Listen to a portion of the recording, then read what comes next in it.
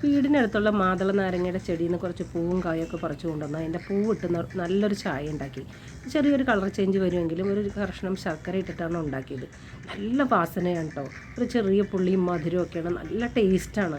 അപ്പോൾ ഇതിൽ high antioxidant, antibacterial and antiviral properties എല്ലാം ഉണ്ടെന്നാണ് പറയുന്നത്. നല്ല എനർജി കിട്ടും, ബ്ലഡിൻ്റെ ഷുഗറിൻ്റെ ലെവൽ കുറയും, വയസ്സാകില്ല. ഇതിന് ശരീരത്തിൻ്റെ വെയിറ്റ് ലോസിന് നമുക്ക് ഉപകരിക്കാം. നമ്മുടെ ശരീരത്തിൽ സ്റ്റോർ ചെയ്തിരിക്കുന്ന ഫാറ്റിനെല്ലാം ഇതിൽ ആൻറ്റി ഓക്സിഡൻസ് മെൽറ്റ് ചെയ്യുമെന്ന് പറയുന്നത്. ശരീരത്തിലെ നീർക്കെട്ട് മാറും, ഹാർട്ടിന് ഹെൽത്ത് ഇമ്പ്രൂവ് ആവും, കൊളസ്ട്രോൾ കുറയ്ക്കും. ചൈനക്കാരാണെങ്കിൽ അവരുടെ ട്രഡീഷണൽ മെഡിസിനെ ഇത് ഈ പൂവാണ് ഉപയോഗിക്കുന്നത്. അപ്പോൾ നമ്മുടെ ശരീരത്തിൻ്റെ ബാക്ടീരിയ വൈറസിൽ നിന്നെല്ലാം നമ്മളെ പ്രൊട്ടക്റ്റ് ചെയ്യാനുള്ളൊരു കഴിവ് ഈ മാതളത്തിൻ്റെ നാരങ്ങ ചായക്കുണ്ട്.